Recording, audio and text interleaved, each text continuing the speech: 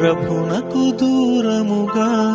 పనులతో జనులతో జతబడి పరుగెత్తగా